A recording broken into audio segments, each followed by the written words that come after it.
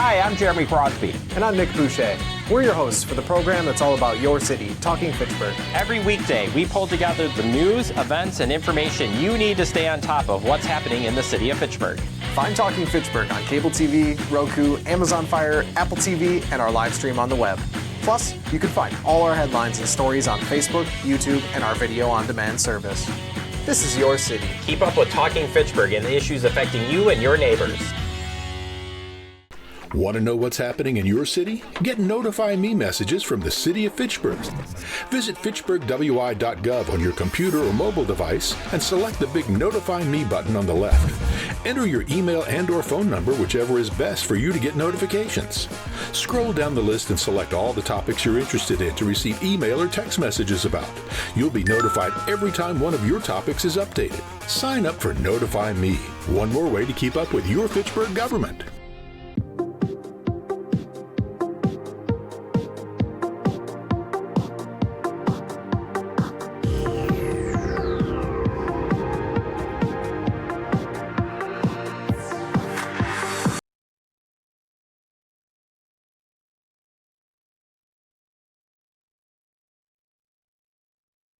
Okay, good afternoon, everyone. Let's call the meeting to order at like 4:06.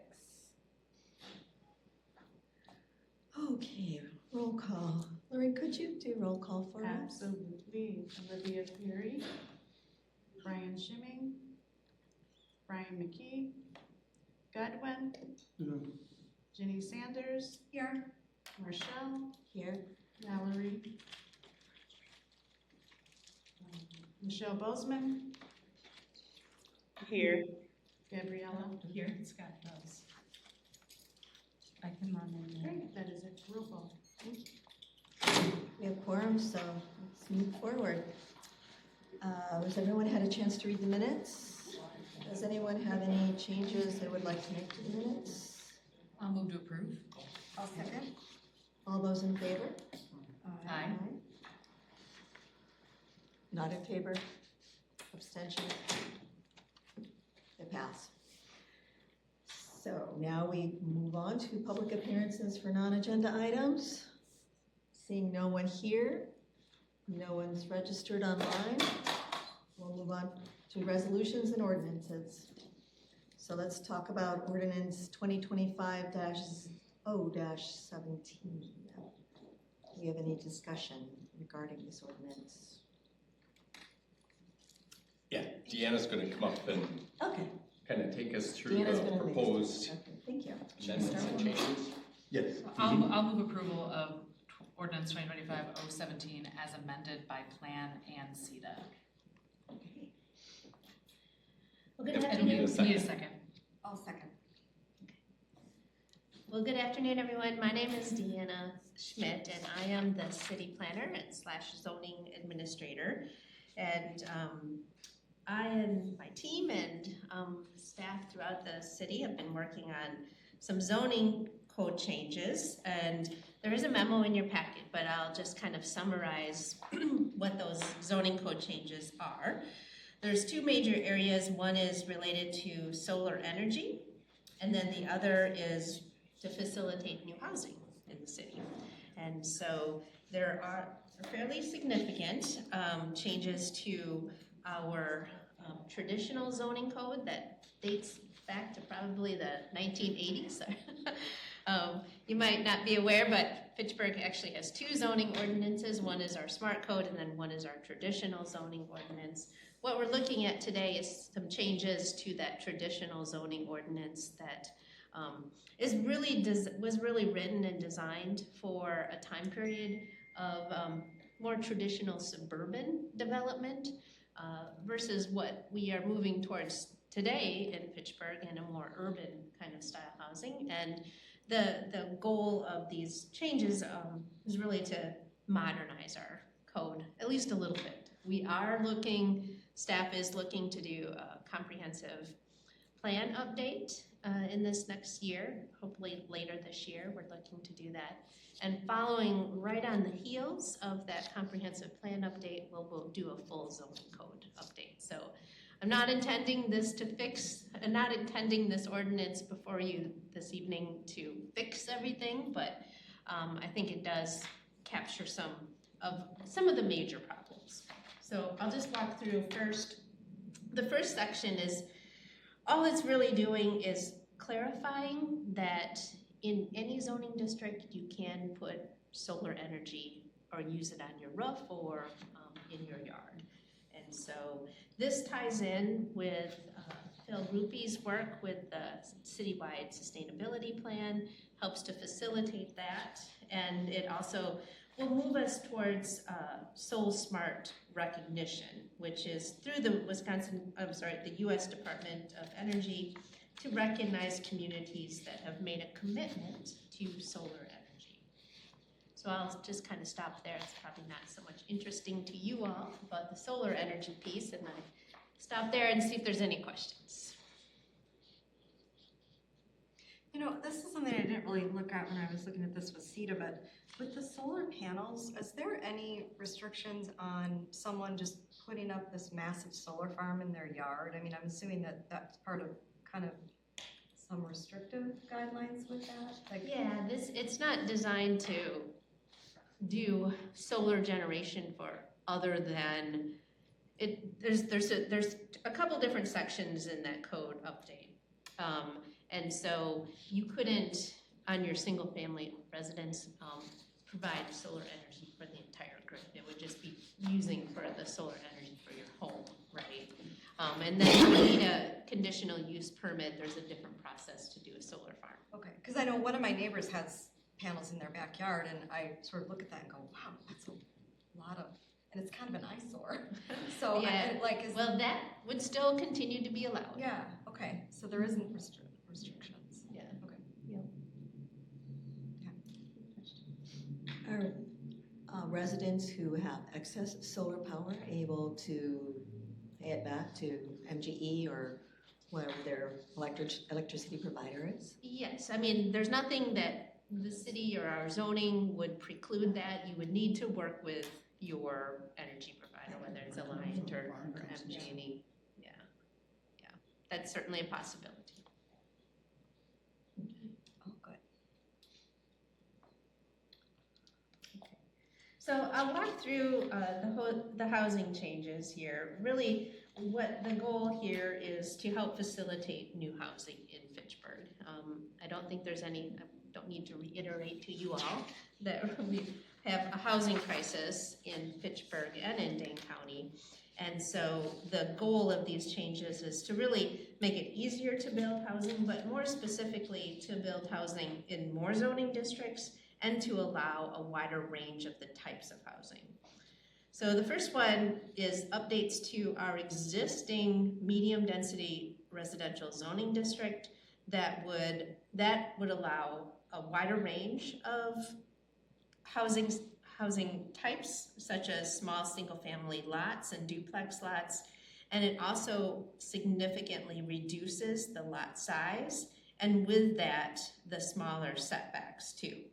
So I think the best way to kind of picture what this really looks like in the real world is Terra Vesa. Terra Vesa is built under Smart Code, and my intention with the changes in the medium density zoning district would be to allow that in our regular zoning district. Basically what they're doing in Terra Vesa. Does that make sense? Then the proposal would create actually a new zoning district called High Density Residential Urban. I kind of alluded to this a little bit earlier. This zoning ordinance is really designed for and to facilitate 1980s, 1970s kind of suburban development. So garden style apartments, 2-story apartments surrounded by a lot of open space. So we don't actually have a zoning ordinance that fits what developers do right now today. We actually don't have something like that. So, and if you can think of like the Limerick, or I think you toured the Juniper too, right?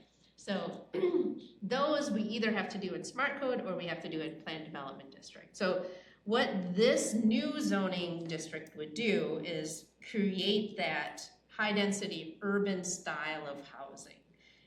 It would also allow courtyard apartments, duplexes, those larger multifamily, and a wider range of types of housing. This is where I would envision what we oftentimes refer to as middle housing, right? It might be an 8-unit could fit into this zoning district. So this really kind of opens up a wider range of types of housing, and the lot sizes can be as small as 5,000 square feet. So the goal here, wider range of types of housing, but also reducing the need to use planned development district. But I'm sure you're fine with it. It's very staff intensive. Very staff intensive, yeah. Gabriella gets to see a lot of those planned development districts. Number 3 is allowing accessory dwelling units in all zoning districts. Currently Fitchburg does allow accessory dwelling units, but that is in a situation which we refer to as a dependency relationship. And what I mean by that, we allow that. So like if you had an elderly parent or you had a child who needed to have a little bit extra support, some sort of family dependency relationship has been allowed, probably since the day one. And what this section of the proposed zoning ordinance does is allow it in all residential zoning districts. We've gone through a couple changes when this went to CETA. I can walk through there when we get there. And this would hopefully open up a lot of opportunity, even in single family, but in other neighborhoods to add an accessory dwelling unit. It's envisioned right now that, and I do want to point this out, a couple of things here. It's envisioned right now that you could do an accessory dwelling unit even if you own a rental property. You would not have to be how it's written right now. You do not have to be the primary owner and resident in order to build the accessory dwelling unit. The accessory dwelling unit, so I bring that up because in some communities they've made the determination that the property owner needs to be the owner and an occupant of the primary house. And that brings up some challenges for zoning staff to keep track of those kinds of things, to keep track of who is actually the primary resident there. We don't really have the staff and the ability to keep track of all of those different kinds of things about who lives where, right? So I do want to bring that up. With CETA, we clarified that the ADU, or the accessory dwelling unit, could be up to 75% of the first floor dwelling space. So we added some language in there to clarify that. So if you had the first floor of the primary residence was, say, 1,000 square feet, then the accessory dwelling unit could be up to 750 square feet.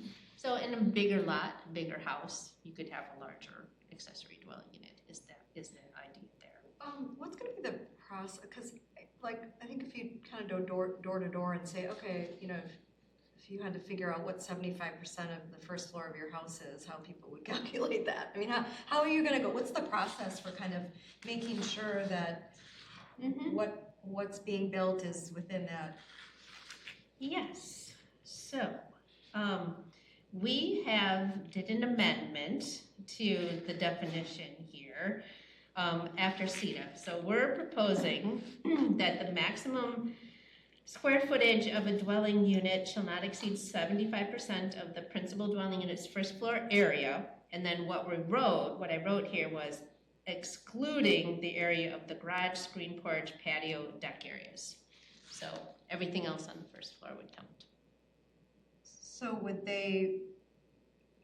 I'm just wondering, you know, how does it get measured? Like, do they drop a tape measure and measure Or do they take it off tax records, or do you have to send somebody over to, I mean, I don't know how that's gonna get measured Well, out. what would happen in like most cases, when they submit for a building permit for a dwelling unit, we'll ask them to fill in all of this data in the application. So you'll calculate it. And then we'll make them give it the number. Okay. And they will say, the first floor dwelling area is 1,000 square feet. And then staff can always go and double check. We could double check if we needed to, if we felt like, wow, they just said that the first floor dwelling space is 20,000 square feet, you know? Because I just don't know how many people actually know, you know, Yeah. what that and- number is. So we have a couple of different resources. We can always check with the assessor's office. They have that kind of data. Right. And we have a surprisingly large, it's pretty common that we actually have some building floor plans too Yeah. for a lot of the houses in Fitchburg. So we'll double check. We'll Well, I ask would the number. imagine in order to pull a permit and for whoever's building this thing, does it kind of fall on them? Yep. To make sure that They'll it's have built to. to the right specifications? Yep, to and meet we'll the double code? check. Okay, well, that makes more sense. Yep. Okay, They'll have to pull together their numbers and then we'll double check. yeah, okay, good. No, that does clarify it much better. Staying on accessory dwelling units Yeah, for sure thing. multifamily structures. So, if a multifamily structure, do you mean 2 homes or could it be a 4-plex? So when we're talking about, so it would be anything above the duplex. We would call it multifamily. Okay, and then the maximum square footage would be 75% of a typical unit's floor. So if like a typical unit is 1,000 square feet, then they could have 750. Is there a requirement that the owner must live somewhere on the property or no? Not as it's written right now. Okay. Yeah. And I bring that up because I do know in some communities, they feel strongly that it should. It's more rental income, so of course they want to put more units on their property, I would imagine.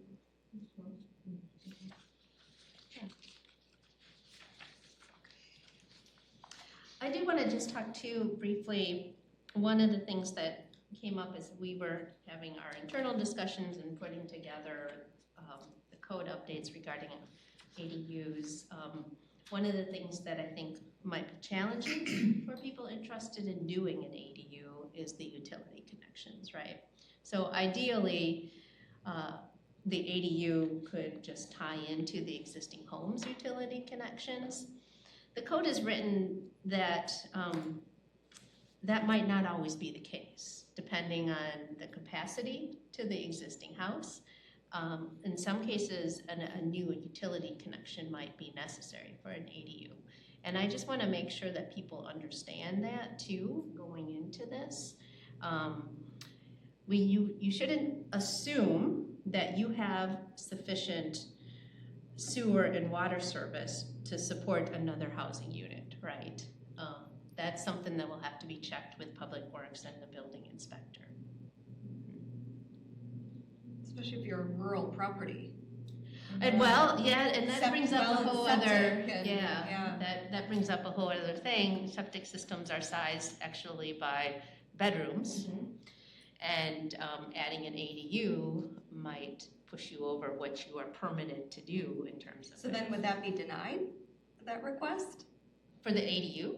Yes, unless we will not approve the ADU outside the urban service area unless you have an approval from Dane County for your well and septic to add that additional. Yeah, you'll have to have your approvals from Dane County first. We do that for every house right now outside the urban service area. We will not sign off on a building permit unless you have your approval from Dane County for your septic and water. This is, I mean, you say that the max of one ADU. So if somebody has 20 acres, they still can only put one. That's right. A record of lot of record, yes. That's how it's written. Yep. Okay. Because then you're I'm getting envisioning to a a village. zoning Yeah, district. I'm envisioning a village of all these little, Yeah, but well, we could it's talk one about that, per, but, yeah, we'll have to do that under a different zoning route. We'd have to Yeah. do a Okay. committee. Sticking on ADUs, so several times it's mentioned a garage being converted to an ADU by putting something on top of it. Can a garage in total be created or restructured to be a ADU? I mean, I think it's certainly possible. Okay. I would not assume that it's inexpensive. Oh, no, Yeah. no, this is, Yeah, no, it's certainly possible. I can, I have a separate garage, and it would take a lot to turn it into a habitable space. yes, as would building a whole new unit on Right. top of it. The question this brings up to me is in some of the older communities where lot sizes are already smaller and parking is an issue, if we have a number of people creating additional units out of their garages, there's going to be increased parking on the streets. Has that been thought of or considered at all as far as, as an affordable housing developer, it's all about parking, how much parking? yeah, there's no mention of parking in any of this. No, there Yeah. is not. I mean, how do you, And there's how do you police that? Transit. There's no Yeah. transit I mentioned. mean, I think you bring up a really good point. Over the last year or so, we've moved away from counting parking spaces. And it's not that the developers don't do parking spaces, right? And because they don't have a marketable unit, right? And I think some of this will be worked out, right? If you are building an ADU for your son or you're building it for rental income, you're probably going to keep in mind what you might need for parking, right? I mean, it's kind of makes sense. And what I've found, and Gabrielle, you could talk too, actually, the developers end up putting more parking than what we would have even expected on it, yeah. You almost have to. I don't remember seeing anything in here about limiting the number of residents of an ADU. Is there any kind of thought as to, you build this little tiny house in your backyard and you have 8 people living there, like what, is there, how do you even police that? This is, we've struggled, I'll just be honest, we've struggled with that between zoning and building inspection since I've been here. I mean, there are cases where there's more people than should be living there. Number one, it's hard for staff to prove that there's 8 people living there, right? We might believe it, the neighbors might say it, but if we issue a ticket, it gets fought. Where is our proof when we go into court to say? And they might say, well, my brother stayed for the weekend, so there was quite a few people there. It's hard for us to manage that. And especially if it becomes an Airbnb as well. I mean, if somebody rents it out and there's 8 people having a party in that thing, there's nothing we can do to stop that, right? An Airbnb ordinance, don't we? We do, yep, yeah, and certainly if there's noise and traffic and disturbance, we can certainly step in and that, and there has been whenever there's problems. But we do have an Airbnb ordinance. You need a license from the clerk's office, you need a license from Dane County to operate, and there's only you're limited, Joyce, you can help me, but you're limited to the number of days per year that you can lease out. Okay, so that would fall under that category of policing. Yeah. Okay. And you have to live there too. Yeah, I think That's certain amount of time as well. Okay. Well, I think you did a great job. All the questions I had, you clarified really nicely, so thank you for that.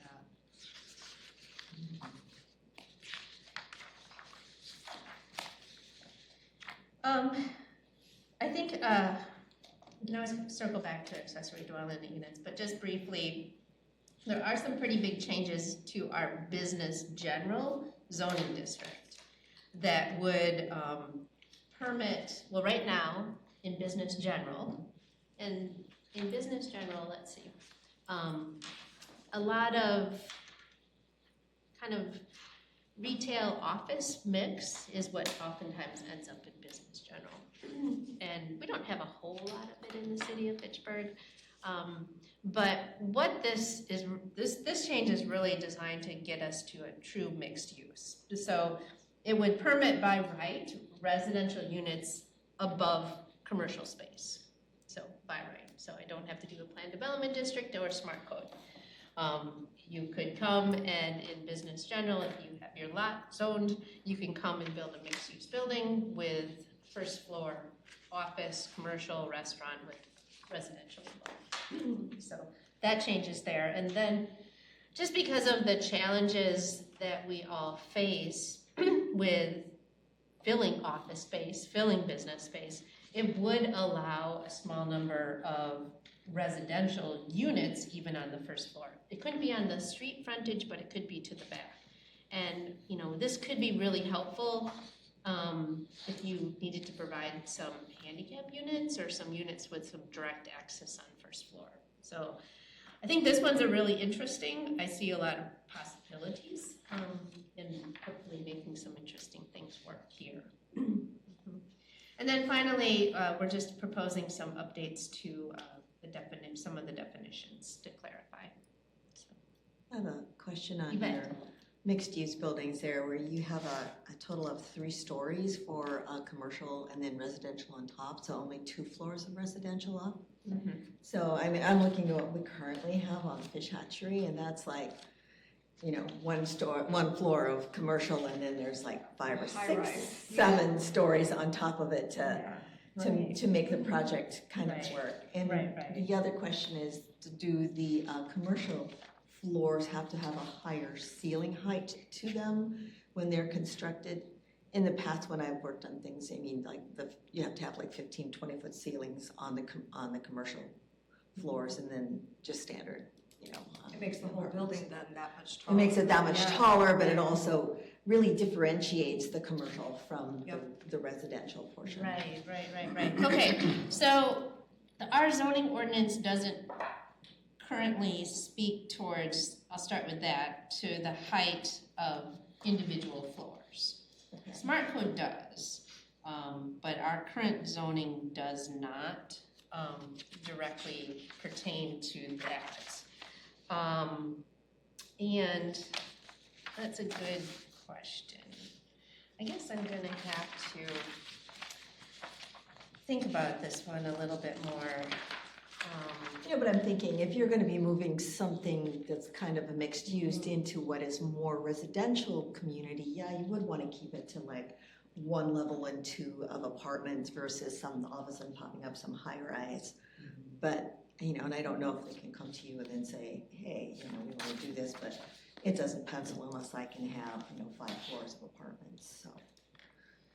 Yeah, I didn't propose any changes to the dimensional standards for BG, and of course I can't remember what the height limits are in BG right now, but I can certainly look at that.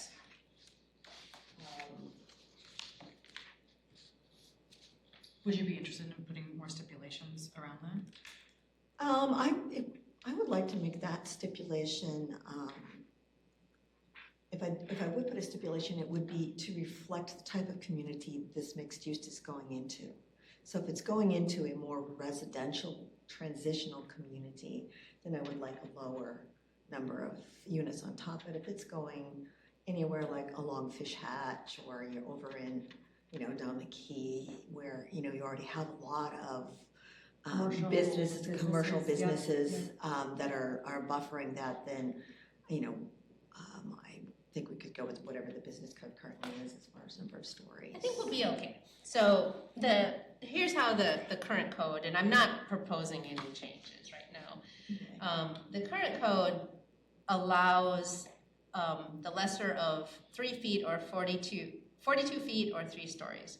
However, over 3 stories or over 42 feet is subject to conditional use approval. Okay. So that would mean that they would have to If they wanted to go over 3 stories, they'd have to have a conditional use approval from Plan Commission.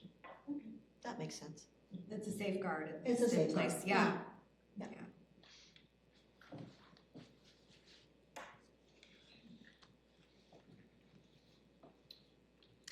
Well, we discussed this in Plan Commission a couple weeks ago, and we added some changes that I think CETA had a chance to see before it went to their meeting later, but added language around cooperative housing, allowing that into the code, because we don't currently have that, and cooperative housing is obviously a housing model that's gained more interest over the years, and there's some great co-ops that exist in the community.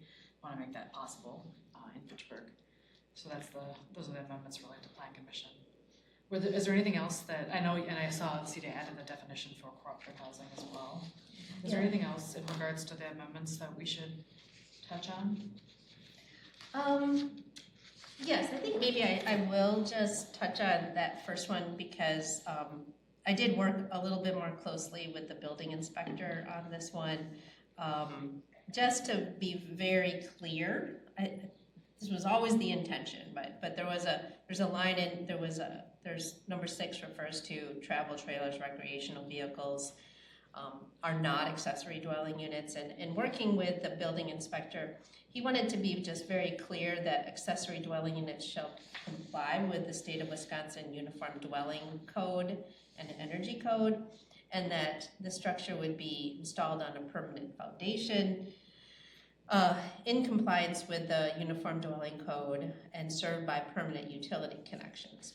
What that's just saying is that you can't park your RV in the back. You can do modular, right? And you can bring in a pre-built ADU, but it's going to have to be installed on a permanent footing, and it's going to have permanent utilities too. It'll have to match And there has, yes. the style of the home. I think that's the most Yes, I do have it there. I guess. Yeah, which was good to see. Yeah, that it has to have. It needs to blend with the neighborhood. You can't just plunk this metal box in the backyard and call it an ADU. Yeah. So no container housing. Right, right. Right now, as it's written, Yeah. it doesn't allow. Oh, that's okay. Yeah. No Yeah, container house in their backyard in Fitchburg. Yeah, or a trailer home type. Yeah, so Yeah. this wouldn't fit for a trailer home. Yeah. Like that type of modular. Yeah. Because this would have, it can come in as a pre-built and fit it together. It could become pre-built, but it's gonna have to be located on a permanent footing and also have permanent utilities. Roofing material, exterior materials, all of that has to Meet blend the state with the codes. existing home and meet codes. Yes.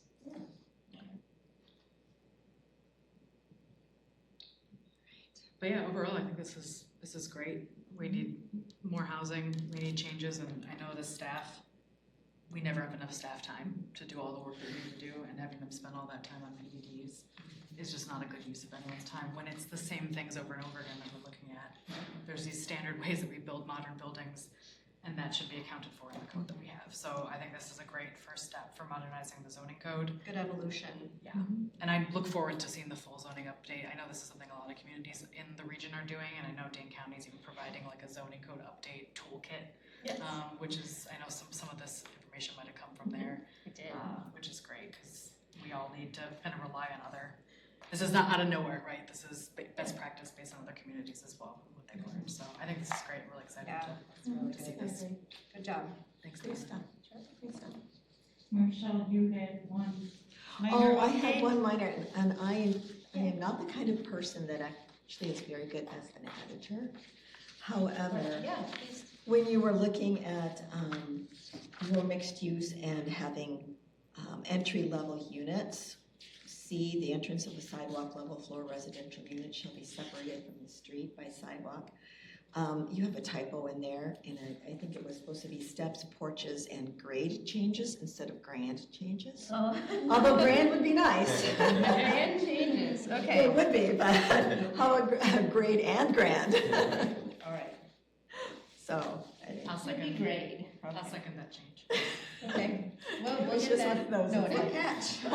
I'm sitting there going, oh, no. That's not me, because I never catch that in one. Michelle, can you tell me exactly again where that is? Oh, it is on, there you go. You can see where it is. Section 22-279. Perfect. Yeah. Which uses item 3C. Reading going, oh, okay, I can see this, and watching it play out in front of my own mind with other things I've seen.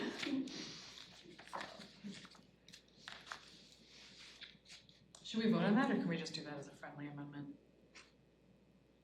Oh, I that don't know. typo? Yeah, I don't think it needs to be. I don't see why, it's just a It's fine. typo. Yeah, Yeah. it's just, Yeah, Great. yeah, okay. just one little letter. Just, yeah. So do we need to make a motion to, Motion's on the table. it's on the table, do we With want the to, amendments from Plan and CETA.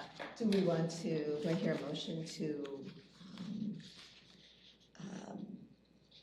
refer this or say, approve this as presented? Yeah, we have- Take a, Yeah, that's on the table. and do I have a vote? We can take a vote. Just Yeah. all Yep. vote? Shall we take a vote? Yeah, you got a motion in a second, so Okay. you're. So can we have a vote? Yes. All in favor? Aye. Those abstaining? Those disagreeing? Okay. Should we clarify Passes on with We got- one abstention. Michelle, do you want to? There's a delay online, so sometimes it's hard to tell Michelle, what people are responding to. were you at? I am agreeing. You're agreeing. Okay, all right. So it passes unanimously then. Okay, thank Nodding you. in the affirmative. Okay. Yeah, there's usually there's sometimes a 2-3 second delay between Chamber and online, so. Between the yeses and the noes. All right. So we now move on to, thank you all. Thank you. Thank you. Thanks, Deanna. Housing plan and project update. I can start off.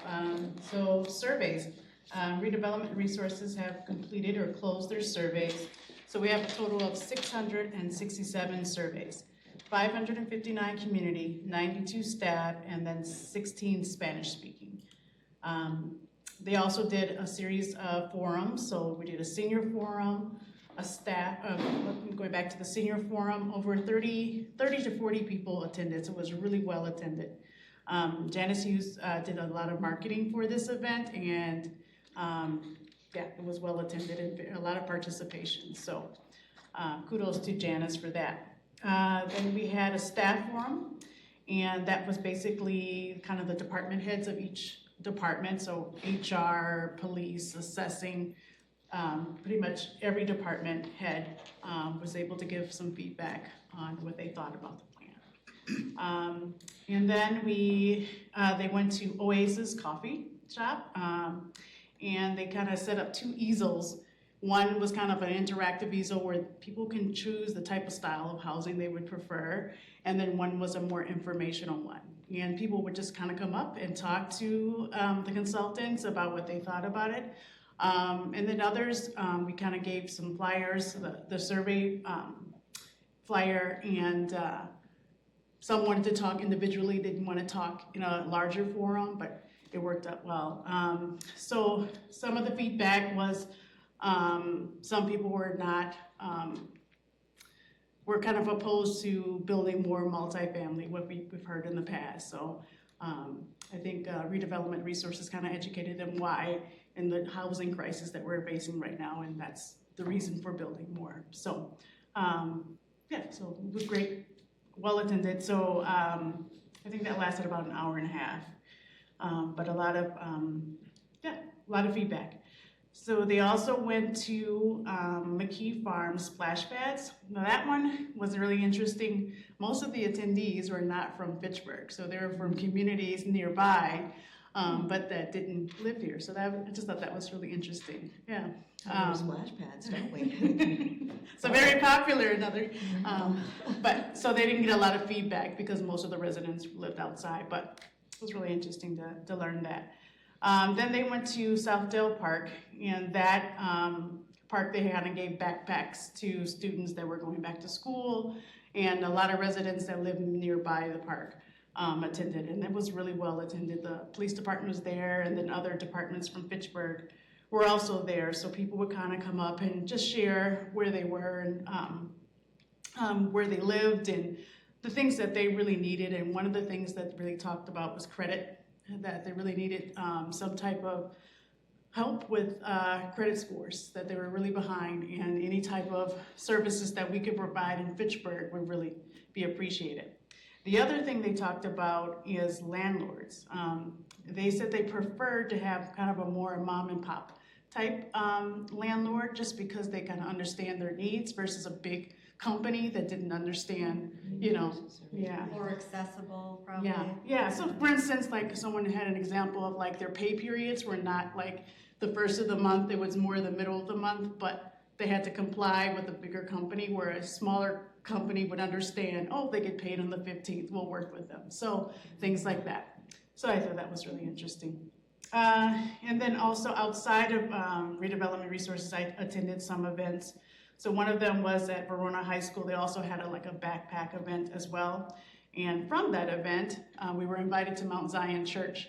So we went there actually 2 Sundays ago. And that was really interesting as well. A lot of feedback from elderly individuals that were looking for housing, and also were kind of, affordability was one issue, but then also the issue of some seniors transitioning to another type of house. So they had a big home and they want to transition to something smaller, more accessible. But diversity was also a piece of that. So they wanted to be in an area where there was diversity. So that was also interesting. Diversity in terms of what? Socioeconomics or age? Great question. Age and race was something that was important to them. And yeah, so I think those were kind of, I also went to the food pantry as well, the Boys and Girls Club, and was able to kind of talk to some of the participants that were there while they were waiting for getting food, and they were really open to talking about it. There was one individual there that owned a condo, and she was a first-time homeowner, and that was the only way that she could get into first-time home buying, is through a condo. So she said initially it was great, but she was in, I think, her 4th year of home ownership, and she said it was not so good because of the homeowners association fee went significantly high. It almost doubled. Where like now she can't afford it, and then it also affected escrow as well. So yeah, she was actually saying that she was struggling now to survive, just because, You can't control that, so you're at the mercy. So that's kind of where we are. So this is kind of the first phase. So they're compiling all of this information from the forums. They also did a lot of conversation with stakeholders as well. So they're going to use that information, and then they'll be presenting that at the next council meeting, and then also at CETA as well.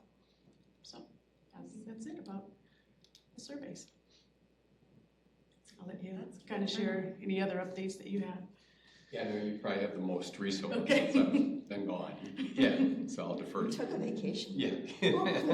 Joyce, did you have any about Efficiency Navigator at all? I'll just give a quick report. We are in our project number 3, which is window replacement.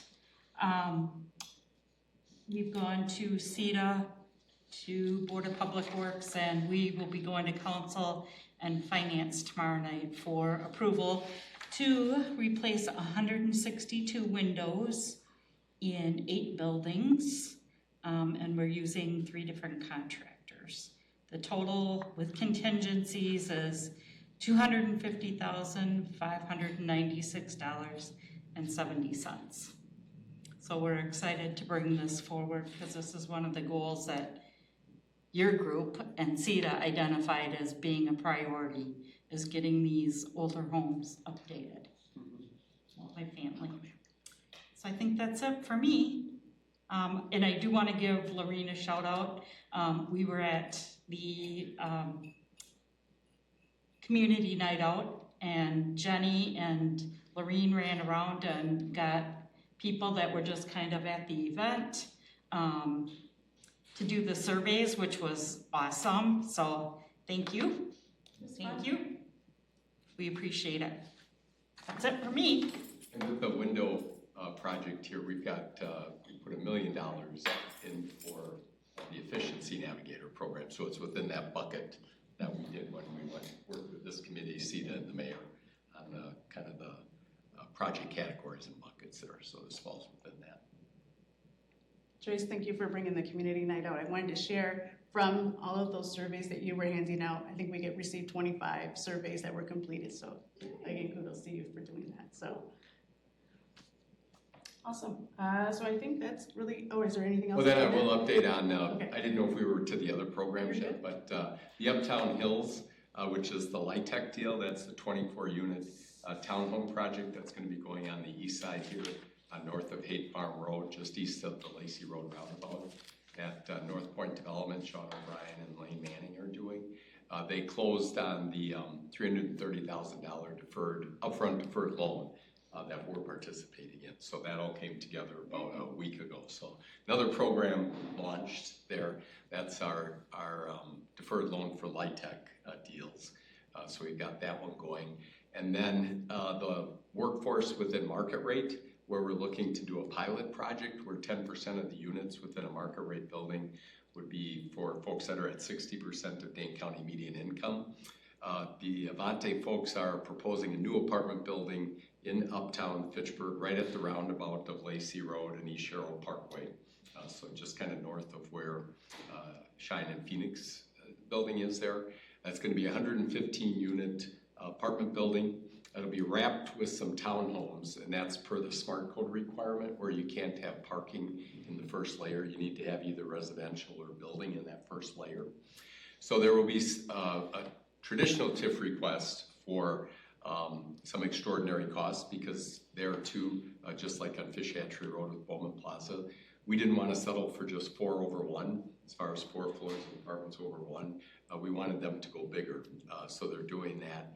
So there will be some extraordinary costs related to that, but then the mayor indicated that in order for consideration of the extraordinary costs, she wanted to see them work with us on piloting this program of workforce within market rate. So we've collectively met with Ellers as well as with the team from Avante, and we think we've come up with a model that works for them and works for us, where we would cover the rental differential gap, and then we would add an additional percentage that would accommodate everything from the administration, the marketing, the record keeping, and then also Joyce has been in communication with WIDA with an H, and the property developer owner can contract with WIDA for the annual certification of the units at, is it $55 per unit or $65? $58.50. $58.50, and then an upfront setup fee of $1,500 bucks.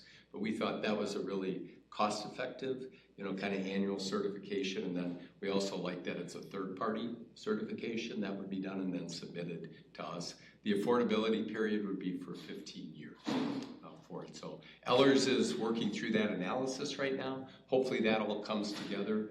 Avante's got an ambitious timetable here. They would like to be kind of in the ground for this building November 1st. So that means that we're trying to work through both the extraordinary cost TIF request as well as the workforce with the market rate. I'm not sure if we'll make the September 26th council meeting for referral, but we're striving for that. If we don't, it'll be the first one in October, and then final consideration at the second one in October to meet their timeline. But we're excited about that. Hopefully that, so we've already got Efficiency Navigator launched. We've got LIHTC with the upfront deferred loan, and then hopefully this would be another program that we would get launched. And we've been having conversations with some other developers too that are waiting for us to kind of come up with the pilot program parameters, and they're interested in exploring it with us as well. Mm-hmm. So this is another way to add new workforce units at 60% and hopefully expand that geographically, within the city as far as the reach of those units.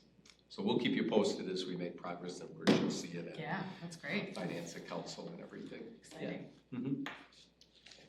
Did you want to mention that if they're in an existing TID, that we would use TID dollars and not Affordable Housing Fund dollars? Yeah.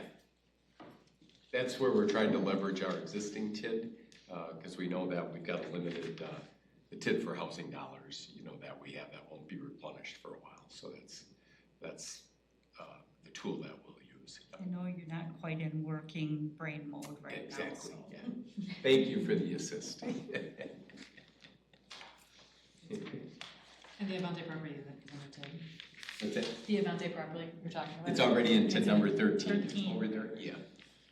What's really cool, just a sidebar as far as development, is we'll have 2 projects happening in that same block, because Avante will start with their apartment building, but then UW Health will break ground on their 40-bed physical rehabilitation hospital this fall. That'll be a joint venture between UW Health, Merida Unity Point, and then an entity called Life Point and Sanders Trust. So hopefully we'll see some good activity over there in that block of Uptown.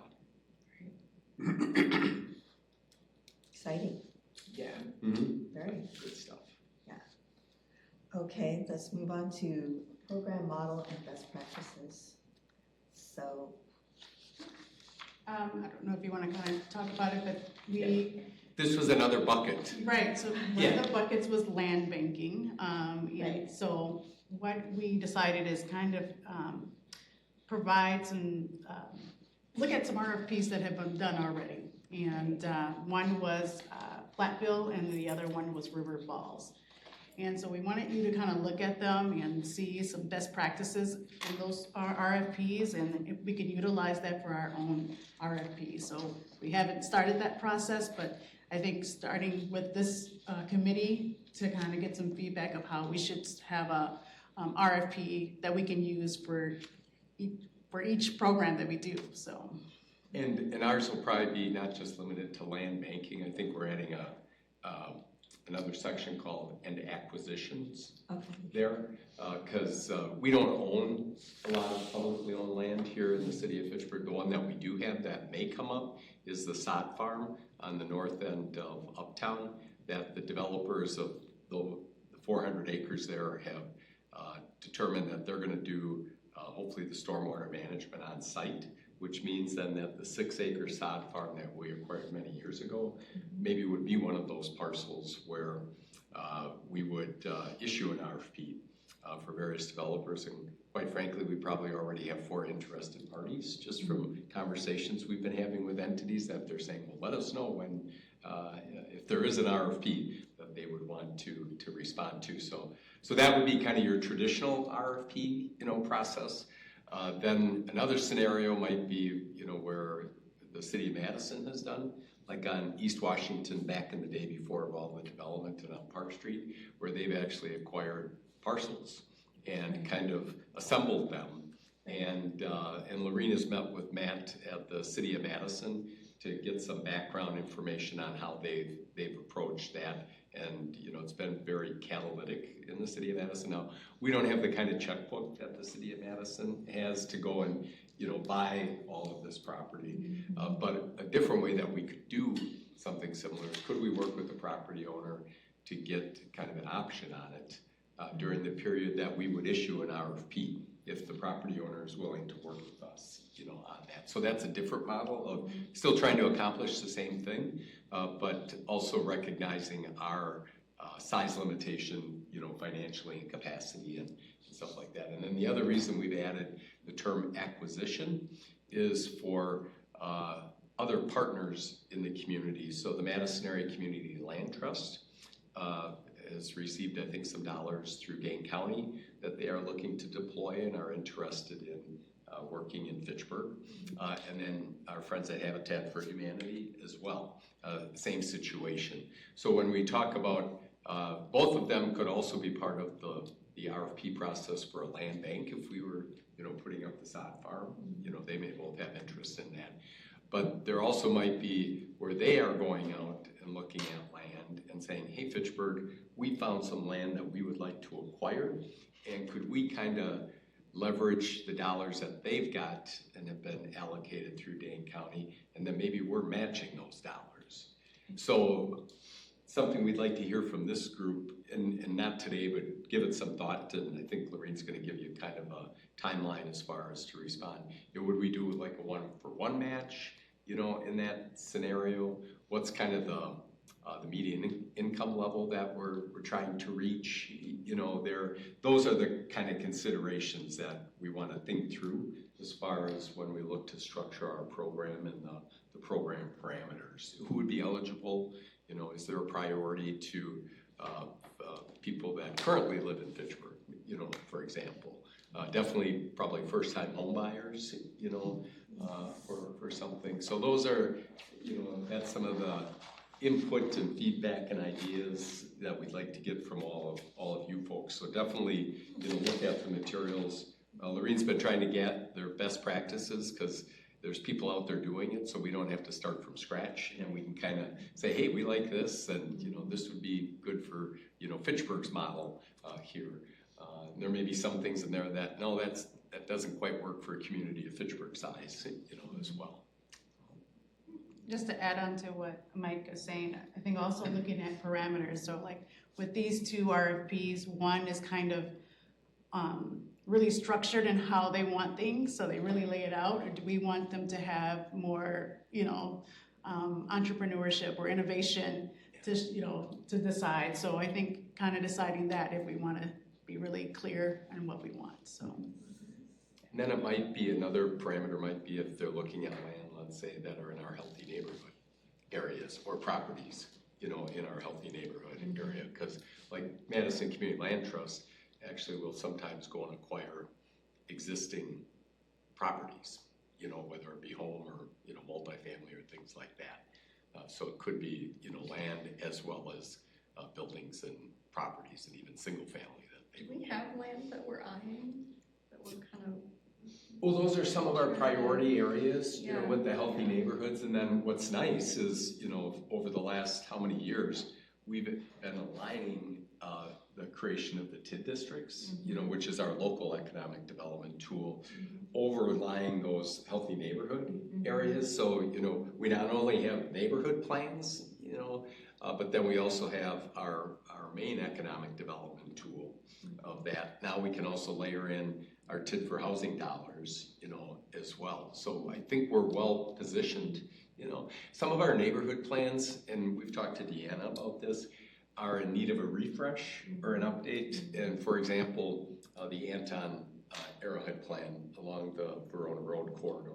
That was done pre-COVID, and we all envisioned, that Class A office building right at the corner of McKee Road and Verona Road, we were thinking, let's just continue that all the way north.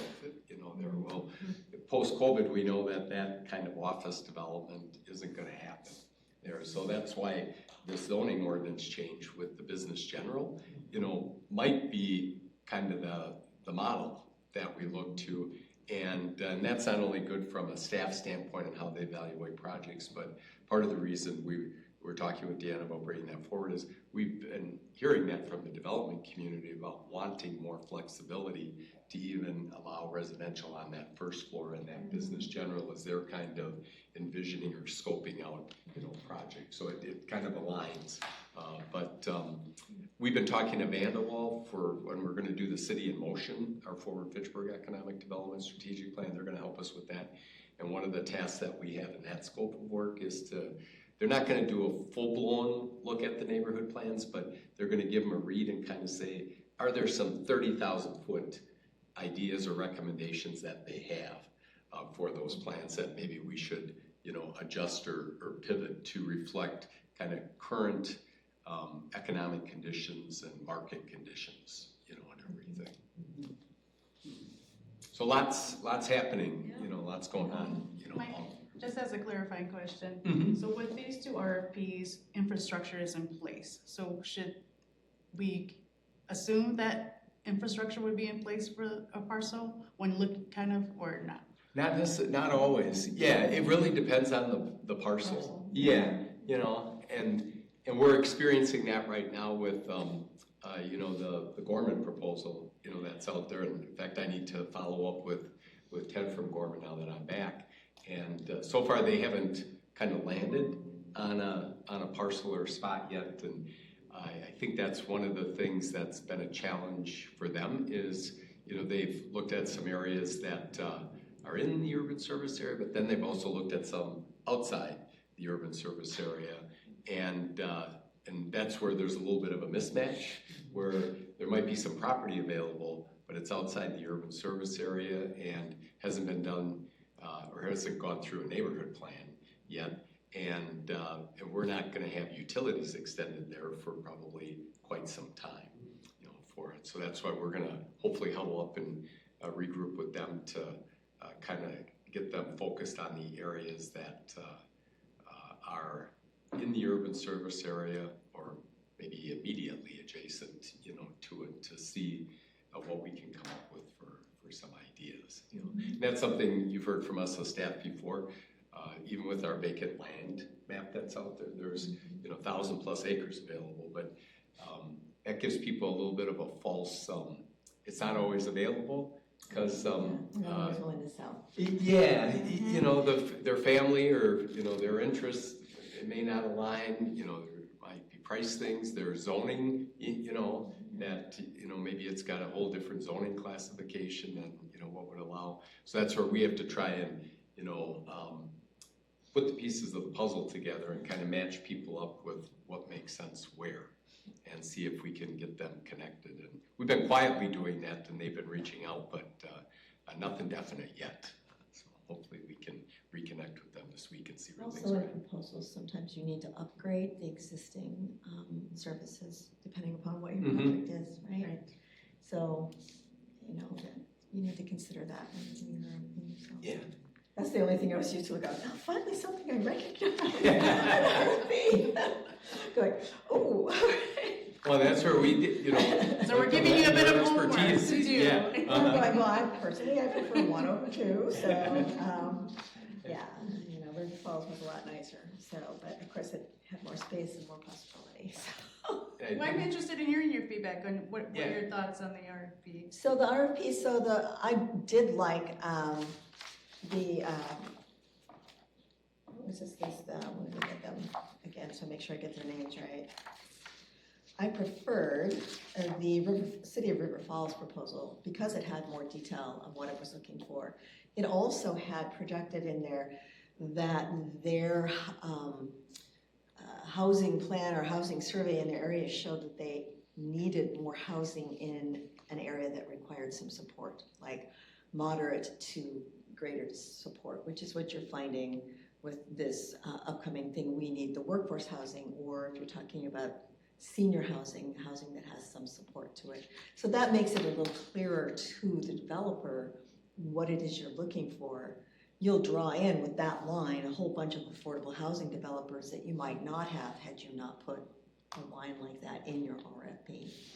So, and the other one was just a little bit too ambiguous, but it's going into an existing, and it was like if I was there to go, well, I'm looking at this one, I'm going, well, it's already in the middle of a well-established older neighborhood kind of thing coming in, and it's like, it just didn't have enough detail as to what they were looking for to fill this. It's just like, oh, be creative, tell me what you can do. It's like, have you communicated with the neighbors about what you want in there? And I'm looking at that going, there's no way that's a home. I don't know what that is, but it's not a house. So, if the first one was much clearer, much more well-defined, you'll get a better response of projects from something, the more you know what you're looking for. And they can be creative in their design, they can be creative in, if you want mixed use or you want all housing, but housing of various varieties for different groups, like senior and then family, single family and cottage. I mean, there's lots of things you can call out in that that you're wanting to see to expand the feel of a neighborhood. When I looked at the first one, I'm going, well, I would not put straight affordable housing out over there because it's not near any other housing because of this subject parcel. Because it's up near, it's great to have the trail and the wetland or something, but you don't want to isolate an affordable housing project off in the middle of nowhere by no one else. That's a whole against the whole policy of how we integrate affordable housing into our communities and our neighborhoods. So, it just but as a portion of a greater neighborhood, whether you've got families and seniors and, maybe luxury apartments and townhouses and condos, I mean, that would fly and work really quite nicely to expand your city line going out that way. And I hope This was really great feedback, so thank you. so. You really do bring up a good point, because they always say, I think they can hear me. Okay, Yeah. I just didn't know if they had to be. They always say that you should, when you're gonna issue an RFP, you should know what you want versus having someone tell you what they're gonna bring you. Yeah. And I think that's really important to have a very succinct RFP with, we want X number of homes or whatever. Right. Cause then that way you get what they know what to expect. What your community needs, and they can use their creativity in designing, well, how do I fit an apartment building and X number of single-family homes, et cetera. So that's where your architect guys come in, and the lay of the land. I'm looking at the other one going, I'm terrible at reading topographic maps, and I'm going, so there's a little hill in this? So, it just, and you just get a better feedback. If you know what you want in there, and if you want mixed use, you gotta say mixed use, right? Or if you want, and it's like, I know because I'm on the senior advisory committees, they're the Friends of the Fitchburg Senior Center, and the need for senior housing, oh my gosh. I mean, every time I go to meetings with the Active Women's Group, it's like, we need housing, how do we do this? Where's my rents? And it's like, I can't help you. So, but yeah. So, I mean, if you want me to look at any other RFPs, I can go through them with more detail with you and say, here's what makes this one good, here's what doesn't. So these are the first two I have now, but if I have any more, I'll definitely see. And you can, because I'm just sitting there. Of course, my development experience is not here in Wisconsin, it was in Washington.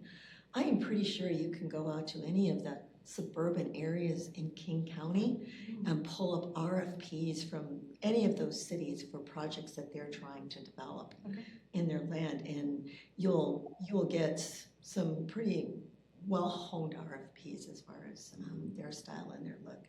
It is slightly different community, but still a suburban outlying major city community is an outlying major city community, right? Absolutely. So, and I'm happy to look at them with you and say, this makes this one good, this one makes this one a challenge. They both did have a request for a background of 3 projects working with the city.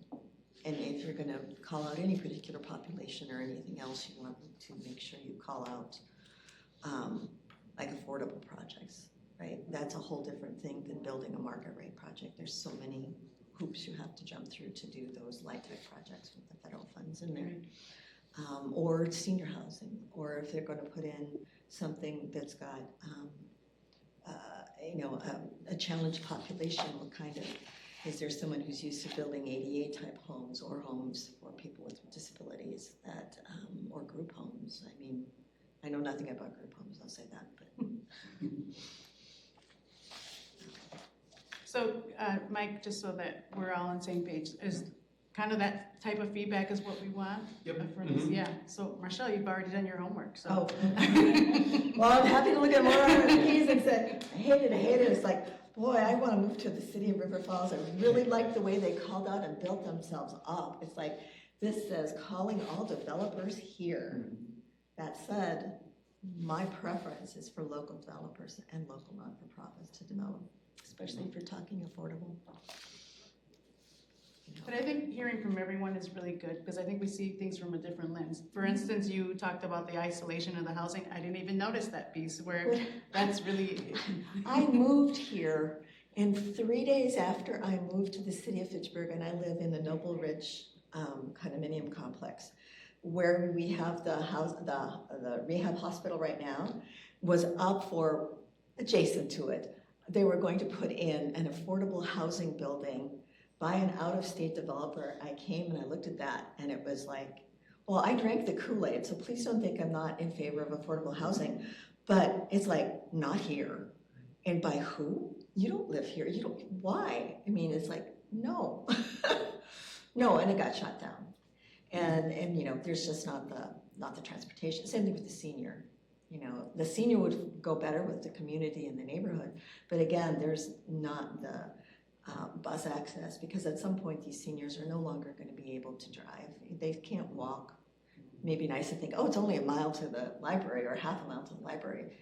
They're not going to walk that in the wintertime. They're not going to go to that. I mean, you've got to have some kind of transportation, and that's lacking, and there isn't the funding for the senior center to actually provide transportation to various places, and they are very limited in their transportation dollars. So there's just a lot of factors that you do want to think of, and integration into an existing neighborhood, and transit is becoming more and more as we Busing for Yeah. school, the Busing. schools and the kids, that's Busing. always my big question. Yeah, it's like busing. How are people, I mean, I would love it if the bus line would come regularly. And the problem with that, and having been out in the greater Seattle area where busing is even more prevalent, is that if it's not there for 3 to 5 years consistently funded, until you build it and it's reliable, they will not drop their car.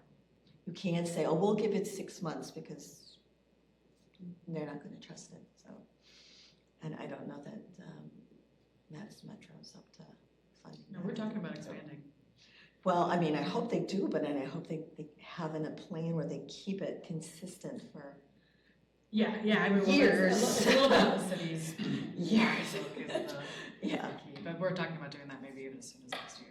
Yeah, that would. TTC is talking about it on Thursday. Yeah, and I'm looking, you know, when you talk about out east, I mean, they're kind of isolated out there from the rest of Fitchburg, so I'd love to bring them into Fitchburg somehow to, you know, they're their own little community out there, but would like to bring them in. But the more you're building out there, I think that's gonna, and then build out too, it will be then more one contiguous community, which unfortunately we have a little tiny center here. A little tiny center. And then you have issues, grocery stores, and Well, I know, I mean, all kinds of stuff if you're putting neighborhoods out in the middle of nowhere. Well, I mean, how do you get to it? There's the grocery store. It's like right now, it's all drive. You can't build it where you need a car. Right. It's be accessible to city services. Well, right, and depending upon the populations you're appealing to, with seniors, disabled, and those without means to afford a car, you can't. It's got to be some kind of bus line or some kind of transit services available. That would be a good discussion topic, I think, for the future. Transit's connection to housing. We talk about it extensively in transportation transit, and we certainly talk about the connection to housing, but I don't know if we've ever had an explicit conversation about that at Housing Advisory. But it matters. Oh, it matters. I mean, it was when I left housing, when I left development out on in the greater Seattle area, it was a huge part of your scoring for your tax credit dollars. Yeah. If you were not within X number of feet of an amenity, so you had to lay out your amenities, you had to lay out how close you were to transit, you had to lay out a lot of things in order to get those dollars, because well, and the schools too. I mean, the schools have a rule that if you live within 2 miles, that the buses will not come and pick up your children. Yeah. Well, my kids are not walking 2 miles to go to school every day. I used to walk 1 9/10 miles. Oh my God, I walked farther than that. And then, you know, if you don't have a car, you don't have a car, or you have one car and one of the parents has to take it to work, then you're left, you know, it's a big issue. It is, and transit is a huge issue. And how are these kids going to get to school? Yeah. And if you live too far away, then you're definitely not walking. And yeah, when we talk about that, we should invite our transportation engineer. I was going to ask you to elaborate. And we can tell the TTC as well. We can talk about. I think it'd be a great discussion for Housing Advisory, because the surveys we're talking about it already. The survey, I feel like, has some stuff in there about transportation. There is a component in there. I don't know how extensive, but it is. I'm so excited about the idea of doing RFPs, and I love all the detail that you're giving about maybe we can't afford to buy the property, but let's option it and then work with the developer to do something specific that we want. I love that, like that creativity of using our resources wisely, because we are limited, but that is to say we do have resources, so we should be leveraging them, and if we want to see certain things in our community, we need to ask for it. And I just think this is so exciting, and really happy that we're moving in this direction. Be a little more proactive. Yes. You know, with kind of saying, here's where we'd like to move, you know, kind of corridors and some properties towards. Absolutely. Property. I think the progress we've made in the last year and a half, 2 years since you've been on board, you guys have made so much progress over so many years, but like having a focused housing specialist, I think, has really driven things. Plus having the housing fund money helps. You know, like, actually have money available. Money helps before. Yeah. But anyway, I just think the work that's been done is incredible, and I'm really excited about where we're headed. I mean, timing-wise, we had talked about, remember this meeting, we had pushed back a month. So our regularly scheduled meeting is in October. And we had chatted about getting some feedback and input based on then maybe having some kind of draft of some parameters that we would bring to this group at the October meeting to get your reaction to kind of some template parameters of how we would approach things. So that's kind of our So the agenda said our next meeting is December 8th. Whoops, that may be an error. Should we do October? October. Mike, I have a quick question on that.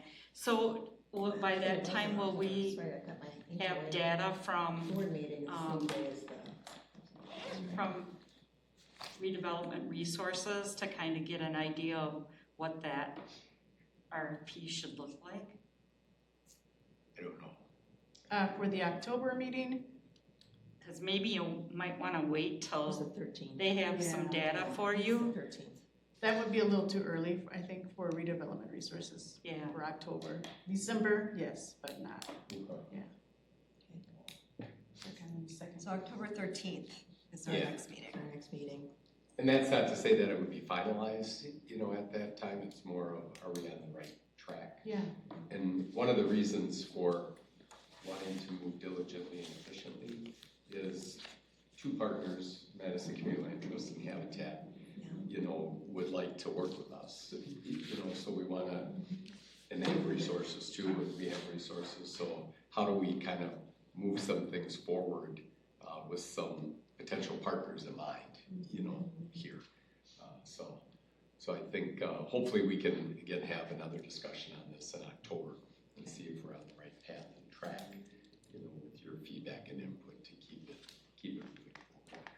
And then if there's some information and data and recommendations from redevelopment resources, then we can kind of adjust or pivot, or remember of the 10 million, we only allocated 7.5. We left 2.5 million undesignated at this point in time, with the specific reason being, hey, let's wait and see what comes out of the housing plan and what redevelopment resources recommends. So maybe there's, you know, something else that we look at based on, you know, what their, you know, proposed recommendations are to, or maybe we add to, you know, land banking, you know, based on something that they hear. So I think we've got the flexibility to kind of keep moving, and then we can adjust accordingly as we get, you know, their recommendations. I thought we were splitting the leftover cash. You, me, and Lorraine. Our bonus. Going out to dinner. Somewhere really Vegas. That's a nice dinner, but. Yeah. So with that said, so would 2 weeks be sufficient enough time to kind of give some feedback on, or would you feel like you need a little bit more time on the looking at the RFPs? Just see examples and best practices, just to Yeah, give a I was reason. thinking Say, you yeah, did let's that. just do You that. already gave me. No, I can go through in more detail and say, here's what's good and here's what's bad. You know, this is too restrictive. I mean, you're gonna limit, but I'll go through them, but yeah, no, I won't do that. And then if there's any other examples, Lorraine, that you come across, you know, Absolutely. as far as I'll check out the ones you you know, mentioned. you think are Yeah, really just- good. Yeah, anything that's in Greater King County, so, look at Issaquah, look at Bellevue, look at Redmond, look at, I don't know if Sammamish is gonna let anything be built. Maureen, did Sheboygan, did he issue an RFP? I thought he did for his program. Brian up there? Brian, Yeah. I'll double check, I'm not sure. I thought he said he did, but I could be wrong. I wonder if redevelopment would have other. Actually, these came from They redevelopment. came from, okay, I thought maybe, but yeah. Yeah. So hopefully they'll have some of their old ones. I'm just thinking, I remember Redmond did one that was nice, but that was like 15 years ago, so. And I'm sure they've done others since then, because there's a lot of transit-oriented development going on in the greater area. I was thinking about what you were saying. Sheboygan may not be kind of related to ours because businesses were involved in there, because they utilize a lot of companies were there, so maybe kind of. For their funding, but Yeah. didn't they issue an RFP for the project, for the builder and everything? That I'll double check on, but yeah. That's what I thought. Okay, I think Somebody those else are great that we ones. could check with is Keith Dahl at Ellers. Okay. Since he works out of their Minnesota office, there might be some good examples in the Minneapolis, St. Paul area. They're usually pretty creative there as far as some of the things that they're doing, especially on the housing front. And I think Plymouth might have just issued one. Yeah. So I'll definitely send that your way if I see some that are more applicable to ours community. And I think that's pretty much it. Then I do have just two other project updates. Just so on Fish Hatchery Road, the Bowman Plaza, the council actually approved the TIF request for the redevelopment of Bowman Plaza. They will look to demolish that in the spring of 2026, but that will be that 5 over 2-story building, approximately 270 market rate apartments. And then they're bringing back 9,500 square feet of commercial space. That'll be right up to Fish Hatchery Road. And then it takes 2 floors of structured and underground parking. So we're working with Ned Hoyt, who's been part of doing some of the buildings on Fish Hatchery Road already. And he'll be driving that project. That'll become our tallest building in the city of Fitchburg. So we're excited. And that was another example of where Top Garden. He could have gone just with a 4 over 1, and kept it simple and easier to underwrite and finance and everything. And our collective staff team and administration and elected officials said, let's go big and be ambitious here. And we know that this is already a transit corridor and has become part of the BRT. So if we're going to have density and housing, what better place than here to do that? So we're hoping this kind of helps set the standard and the bar up in that northern section on the west side, of Fish Hatchery Road. So we're excited to see that. And then speaking of senior housing, we're continuing to work with Jacob Klein on the Nesbitt Road project over there. And that's the one that'll be just north of Gymfinity Gymnastics on the west side of Nesbitt Road, kind of across from the Country Inn and Suites in Quibby's Grove there. That property has evolved. Originally he was going to do 3 80-unit buildings. We're now at 180 units with 100 market rate and then 80 affordable. Part of the reason for the change there is the topography at that site. They couldn't get as much as they thought they were going to get on the site as far as density and things like that. And then the other thing is they needed to accommodate stormwater on that site as well. So he had to kind of alter the project, and then he also had to right-size it from a TIF request because for a while there he had kind of reduced the market rates. We actually needed that to kind of balance out kind of the TIF pro forma and the analysis so we think we've got it at a right size right now that'll work for him and also work for us. But that'll bring us some additional senior housing on the west side of Fish Hatchery Road. I think the only frustrating thing there is I think they changed that transit route over there, unfortunately. City of Verona, we can blame them. Yeah, he proposed it, When there was under still the previous transit kind of, it's still fairly close by, but not the ideal. It's an uphill walk now from that area to get to the of stuff. It's a senior apartment complex too, so I don't know too many seniors that are gonna wanna walk up a hill to get to a bus. Yeah. Especially in the winter time. Mm-hmm. Yeah, I made them aware of it when we did Yeah. the last approval. I said, Yeah. you need to check on that because that bus stop is no longer right outside the Yeah. building like it was before. Yeah. Because City of Verona increased their bus service and they changed the line because of that. At least with the, with the market rate and that many units, hopefully, I know I've experienced this with my mom and stuff, there's usually somebody that's got the car and drives, Yeah. so sometimes they'll, okay, we're gonna go with Agnes to go to the grocery store, we're going for the fish fry or Or the something, senior and they center, kinda, yeah. buddy up on some of those things, There's but the it's senior not the center. ideal, Yeah. for. We did suggest to Jacob at one time, I think it was at the initial neighborhood meeting, that has he given thought to having, maybe not daily transportation service? Oh, yeah, like a weekly, like we're gonna go to Contract. Target this Yeah. week. It's on Yeah. the van and you can sign up for it, like a lot of continuing care communities. do Yeah. That kind Yeah. of thing, yeah. We had even suggested, with Quarry Ridge, the other senior, because they, I think, do have transportation. We said, could they almost kind of partner together to kind of, split the cost or share resources? If they've already got the fleet, of something, could he work out some kind of arrangement with them that's to a good look idea. at something? So Good idea. we'll see. Yeah. But two good projects that'll be coming forward to meet more of our housing needs. And I think that was in our announcements, or do we have? Yeah, those other are announcements. Those are our announcements, okay, so, all right, we're at the favorite part of the agenda that we all are looking forward to. I'd like an emotion for adjournment, please. So moved. A second? I'll second. Meeting is adjourned at 5:30. Thanks, Michelle.